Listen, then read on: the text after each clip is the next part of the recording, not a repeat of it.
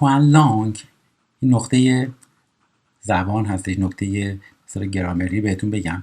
être avoir که اونم قبلا بهتون توضیح دادم، être بودن، avoir هم داشتنه. pour برای donner des informations، برای دادن اطلاعات پرسونل، برای اطلاعات شخصی. پس میتونیم از être avoir استفاده بکنیم. ببینید اینجا میگه je یعنی من architect یعنی architect یا معمار. پس میگه من معمار هستم، میشه je suis. پس از être استفاده میکنیم، من معمار هستم. je suis marocain، من اهل مراکش هستم. il est jeune، اون آقا جوونه. il est étudiant یعنی اون آقا دانشجوه. ils sont au Canada à la Réunion، اونا توی کانادا هستن، تو réunion. خب ولی این ستا رو نگاه کنید، فعل داشتنه. این ژ اون پسیون، نمیتونم میگم من مثلا عشق و علاقه هستم، میگیم عشق و علاقه دارم. بعد میشه ژ اون پسیون. il a 19 ans، اون آقا 19 سالشه. ils ont un rêve. به اون ویدیوهایی که این بحث رو توضیح دادم مراجعه بکنید که صرف فعل être و avoir رو ببینید. خب دقت بکنید، être و avoir فعل کمکی هستن، auxiliaire هستن. برای فعلای دیگه هم ازشون استفاده میکنیم. présent یعنی حال ساده، اندیکاتیو هستش. infinitive هم یعنی مصدر. je suis من هستم، tu es تو هستی، il یا elle اینا هم نکنید این هر جا این هم تلفظ میشن. این اس آخرش خونده نمیشه، است هم خونده نمیشه اینجا. nous sommes ما هستیم، vous êtes که این اس به دو بعدیش لیزون میشه، il یا elle sont آنها هستن.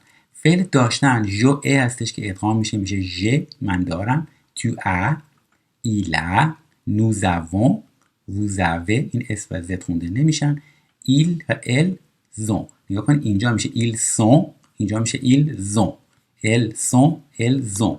ils sont یعنی آنها هستن، ils ont یعنی آنها دارن. این تلفظشون رو دقت بکنید که فرق میکنه، همچون نوشتنشون. خب ببینید بخش نهم که میگه فونتیک و اون آواها رو میخوام یاد بگیرید. لیزه یعنی بخونید، اکوته و گوش بدین. ils sont، ils ont. حالا یه بارم گوش بدین ببینید که فرقاشون چی جوریه. Activité 9A. Phonétique. Ils sont. Ils ont. خب قسمت ب میگه اس او ز. اکوته رپونده یعنی گوش بدین و جواب بدین. ببینید تو این فایل صوتی که گوش میدیم صدای س میشنوین یا صدای ز میشنوین بر اثر لیزون. با هم گوش بدین. Activité 9B. 1, Elles sont 3. 2. Elles adorent la peinture. 3. Ils s'appellent Martin et Antoine.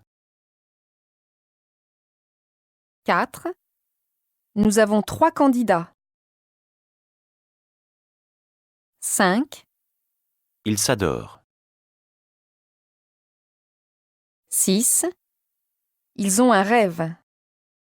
خب ببینید این اولی گفته ال سون 3، همونطور که گفتم سون هستش معنی بودنه، در نتیجه سه میده. الزون یعنی اونا دارن، السون 3 یعنی اونا 3 نفر هستن. الزادور لا پنتور، این اس لیزون میشه به حرف صدادار بعدی، صدای ز میده. الزادور لا پنتور یعنی اونا عاشق نقاشی هن. il s'appelle Martin et Antoine یعنی اسم اونا مارتن و آنتوانه. il s'appelle این میشه nous avons، اس بین دو حرف صدادار قرار گرفته، صدای ز میده، در نتیجه میشه nous avons 3 candidats. il s'adore اینجا صدای س میده. این یکی رو دقت کنید، اینجا همونجوری گفتم فعل داشتن میشه ils ont نمیشه ils sont. ils ont un rêve یعنی اونا یه رویا دارن. خب تو قسمت 3 میگه اکوته یعنی گوش بدین، اندیکه لیزون، لیزون ها رو، اون ارتباط ها رو بسیار بهش دقت بکنید. کم دان l'exemple، درست مثل اگزامپل یا همون مثال. مثال میگه ils ont deux passions، این اس به این او وصل میشه، صدای ز میده، این میشه لیزون. بقیه رو با هم دیگه گوش بدیم ببینیم که لیزون چجوری اتفاق میفته. Activité 9C. Exemple. Ils ont deux passions. 1, Vous êtes canadien. 2, Nous allons tirer au sort. 3, Elles ont un rêve. 4, Nous avons 5 finalistes.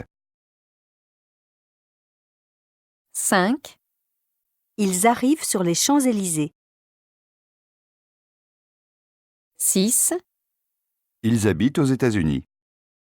خب ببینید اولی میگه فوزت کانادین، این اس به این ا میچسبه و صدای ز میده، این یه لیزون اتفاق میفته، شما کانادایی هستین. نوزالون تیغه و سرخ، نوزالون این اس به ا میچسبه، صدای ز میده. الزون عقب، آنها اون خانوما یه رویا دارن. نوزوون این اس لیزون شده اینجا. 5 فینالیست، ایل زقیو این اس به این ا میچسبه. سور ل شانزلیزه، اینجا هم نگاه کنید این اس به این میچسبه، میشه شان، این اس خونده نمیشه ولی وقتی مثل برف صدادار بعدی لیزون میشه شانزلیزه. ایل زبیت این اش موه هستش یعنی تلفظ نمیشه، در اینجا مثل این میمونه اصلا این اش وجود نداره، پس این اس به این ا میچسبه میشه ایل زبیت. این یه بار یه دونه به اصطلاح لیزون. یه لیزون دیگه اینجا اتفاق میفته، اوزتا این اکس به حرف بعدی صدای ز میده میشه اوزتا. یه دونه لیزون دیگه هم اینجا اتفاق میفته، این اس به حرف صدادار بعدی میچسبه، اوزتا زونی یعنی آنها توی ایالات متحده زندگی میکنن. تو قسمت دی هم میگه ق اکوته، دوباره گوش بدین، قپته لفخس، این به اصطلاحات رو، این جملات رو تکرار بکنید.